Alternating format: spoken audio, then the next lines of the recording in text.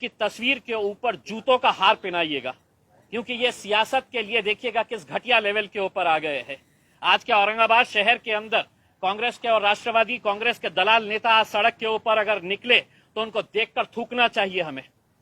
इनकी सियासत की वजह से, इनकी घटिया सियासत की वजह से अगर सत्ता से इतना मोह था तो सत्ता को चिपके रहना था।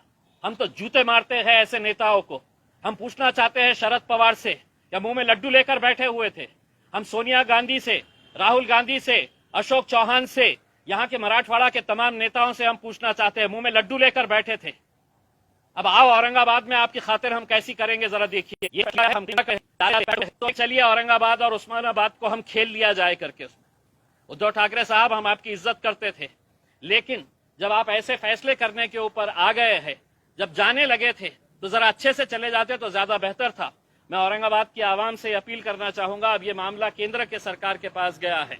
हम इसके जो भी रास्ते होंगे हम वो रास्ते निकालने की पूरी कोशिश करेंगे, और अगर वक्त आया तो हम सड़क के ऊपर भी आंदोलन करने की तयारी रखते हैं। दंगल होऊ शकते किंवा काही ठिकाणी जे तरुण भडक डोक्याचे लोक आहेत ते काहीही करू शकतात अशी सुद्धा शक्यता वर्तवली जाते, त्यांना तुम्ही काय आव्हान? देखिए, मैं औरंगाबाद की आवाम से, उस्मानाबाद की आवाम से अपील करूंगा कि वो शांति बनाए रखे।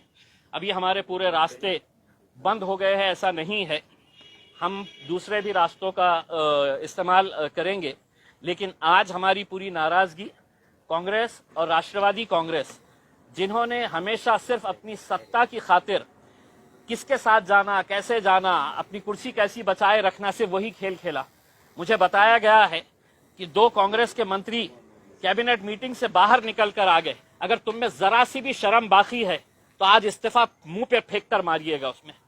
आप इस तरह का नाटक करके पब्लिक को बेवकूफ बनाने के धंधे मत करिएगा उसमें। औरंगाबाद हमारा शहर है, औरंगाबाद के तमाम लोग, इस शहर के पीछे का एक इतिहास है, वो इतिहास को तो मिटा नहीं सकते हैं। और हम ये कहना चाहेंगे कि औरंगाबाद की आवाम के लिए आप 50 नाम रख लीजिएगा, लेकिन औरंगाबाद औरंगाबाद ही रहेगा हमारे लिए। ये लोग बनफोड़ जो गए हैं, ये नाम बदलने से क्या वापिस आ जाएंगे इनके पास? देखिए, मैंने आपको जैसा पहले बताया है कि मरता क्या ना करता, आज उनको ये मालूम है कि अब हम एक मर्तबा कांग्रेस का सहारा ले लिए, राष्ट्रवादी का सहारा ले लिए, 3 पहियों की रिक्शा बनाकर है तो हमने 2.5 साल है तो महाराष्ट्र के अंदर सफर कर लिए है। अब दोबारा कब मौका मिलेगा ये हमको पता नहीं। तो चलिए, जाते जाते मैं उद्धव ठाकरे साहब से एक सवाल करना चाहता हूं कि इसी शहर के अंदर आप कुछ दिन पहले आए थे, आपने अपने भाषण के अंदर यह कहा था कि हम औरंगाबाद का विकास करेंगे। उद्धव साहब, कौन सा जादू किया आपने, छड़ी चलाए इस शहर के ऊपर कि पूरा विकास हो गया, और आपने फिर है तो नामकरण का फैसला ले लिए है करके। उसमें आप ही की जबान के ऊपर आपने कहा था कि नहीं, मैं इस शहर के अंदर पानी पहुंचाऊंगा, हम इस शहर का विकास करेंगे करके। उसमें ऐसा क्या हो गया, इसका जवाब भी दीजिए आप, और आपको जवाब देना पड़ेगा उसमें। अब आप मुंह छुपा कर बैठ नहीं सकते हैं। आपको अगर कोरोना अगर हुआ है तो आप है तो इसके ऊपर आइए, ऑनलाइन आकर जवाब दीजिए औरंगाबाद की और उस्मानाबाद की आवाम को। उसमें आपकी घटिया राजनीति की वजह से आप हमारे शहर के अंदर हंगामा नहीं पैदा कर सकते हैं।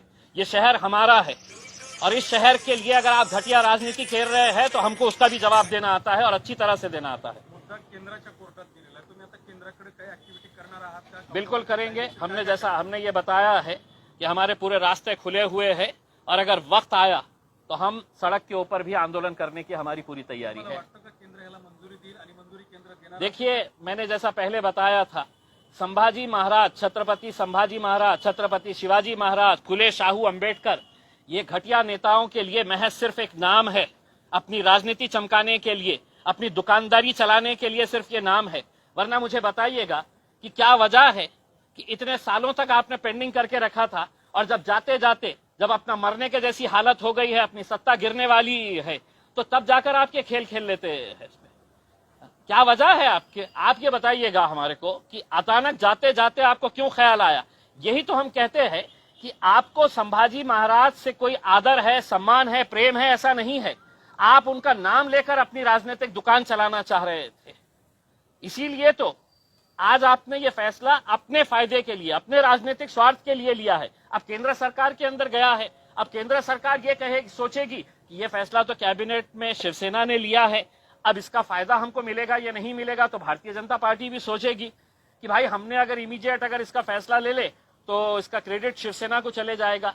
तो संभाजी महाराज से किसी को मोहब्बत है, इनको ऐसा नहीं है। हम तो ये साफ कहते हुए आए हैं कि हम छत्रपति संभाजी महाराज, छत्रपति शिवाजी महाराज, फुले शाहू, अंबेडकर, हमने कभी भी अपने राजनीतिक स्वार्थ के लिए इन लोगों का नाम नहीं लिया है।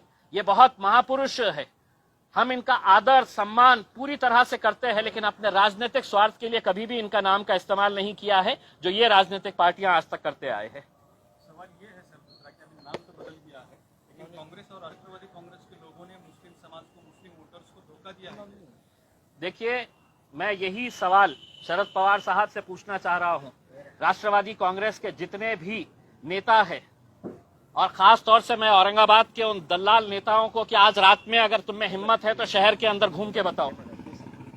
राष्ट्रवादी कांग्रेस के और कांग्रेस पार्टी के जितने भी नेता हैं, मैं तुमको चुनौती दे रहा हूं कि अगर आज शहर के अंदर तुम्हारे में हिम्मत है तो आओ, निकल के बताओ।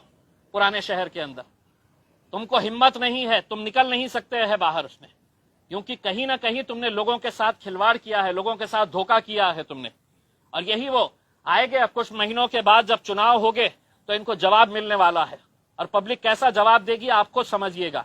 लेकिन जब तक मैं ये कह रहा हूं, ये जितने भी नेता हैं, इनके बड़े बड़े नेता, इनके फोटोज के ऊपर चप्पलों का हार पहनाइएगा और उसके ऊपर सोशल मीडिया के ऊपर वायरल करिएगा, क्योंकि ये इसी के लायक ही है। अब चंद्रकांत खैरे डांस कर रहे हैं। चंद्रकांत खैरे साहब बिल्कुल अब उनके लिए डांस करने के लिए ही अब वक्त रह गया है, और मैं तो चाहूंगा कि वो एक प्रोफेशनल डांसर बन जाए करके उसमें, क्योंकि अब आगे की राजनीति तो वो कर नहीं सकेंगे, अब सिर्फ डांस करने का है। क्योंकि ये मुद्दा पिछले 25 सालों से चंद्रकांत खैरे साहब के लिए उनकी रोजी रोटी का जरिया था ये। अब ये एक मर्तबा हल हो गया है तो आप क्या करने वाले हैं वो पता नहीं है। तो इसलिए चंद्रकांत खैरे साहब अच्छे ठुमके लगाइएगा। अब आपको आगे इसके बाद है तो सिर्फ ठुमके ही लगाते रहना है। ठीक है, thank you, thank you, thank you.